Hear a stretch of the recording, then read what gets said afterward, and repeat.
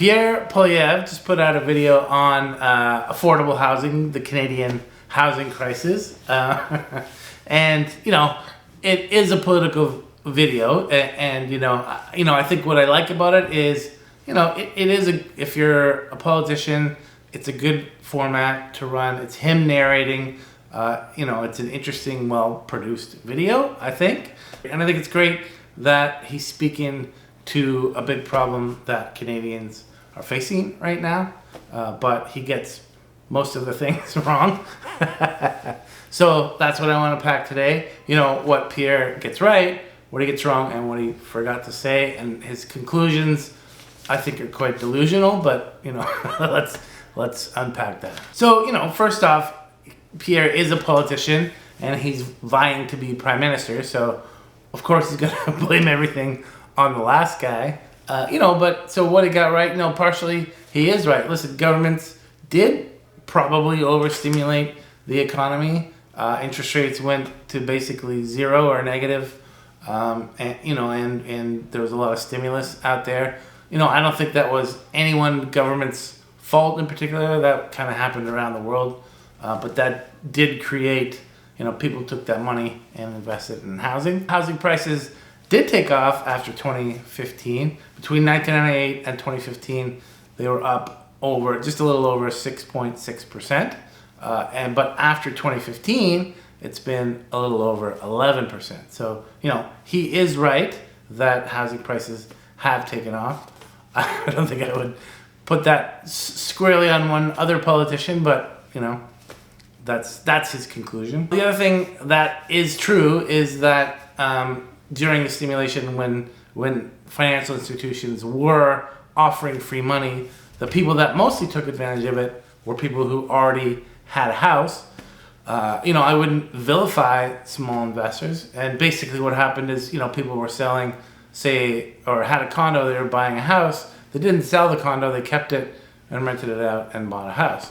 To vilify investors is oversimplifying, and they're actually creating housing stock. So that's kind of what you want. So transitioning into what Pierre gets wrong, other than vilifying investors, he compares Canadian housing to Singapore housing. Now, to compare a country as huge as Canada to a teeny tiny country like Singapore, it's kind of crazy just to think about that. But also in terms of housing, in Singapore, 80% of people live in housing owned by the government. And if you do own a house, you actually just own the house. The land is owned by the government, and it's typically a 99-year lease. So, even as the house is appreciating, the value of the land is depreciating because the lease is getting shorter and shorter. So it's really not a good comparison to try and compare Canada to Singapore. Those markets aren't even the same. While Canada does have a lot of land, we actually live basically in the southern extremities of it, and we're a very urban nation. So we have a lot of land, but where you build housing is actually more important than how much land you have. So the problem isn't do we have land? The problem is where do people want to live? They want to live in big urban centers, and that's what's happening. Which leads us to the heart of Pierre's argument, which is that it's municipal government who he calls gatekeepers are the ones responsible for unaffordable housing. And truthfully, I don't think municipal governments have helped, but it's not municipal governments, it's governments at all levels that really aren't helping. Which leads us to what he fails to mention. One of the biggest problems he fails to mention is taxes on new homes. So not HST, it's development charges, anything that really is going to government coffers at all levels. In Toronto, that number is a little over 31%, which is a huge number. So if you're looking at buying $1 million condo, over $300,000 is going to the government in one way or the other. So that $1 million condo could sell for high sixes, which is a big difference. He also doesn't talk about the impact of immigration on housing prices. Now, probably that's because, governments are going to need immigration to keep the GDP engine firing on all cylinders. And listen, immigration is great as a country. We definitely need immigration. It's more about right-sizing the immigration to the supply of housing that you have. Which leads us to the last problem that Pierre doesn't mention, which is, Canada builds about 220,000 housing units per year. It has done for the past 20 years or so.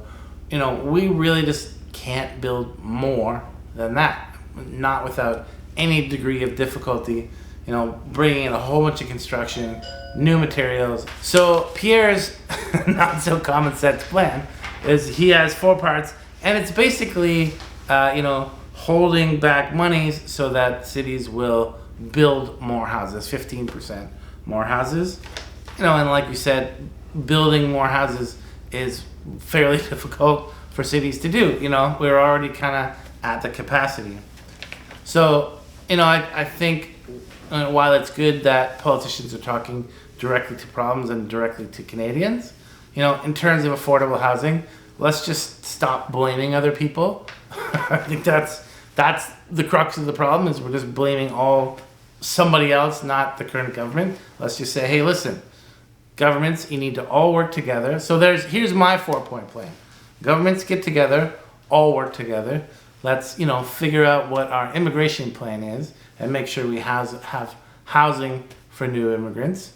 Let's remove taxes on new builds, right? So that will bring the price down 30% in the city of Toronto. And let's stop vilifying investors, both foreign and domestic, and let's get that capital and let's put that capital to work. That's Paul Haley's plan. I hope you found that interesting and hugely helpful. Please like this video. Please smash that subscribe button so we'll know to make more of this kind of content. And if you want the link for Pierre's video, we'll stick it down there. Talk soon.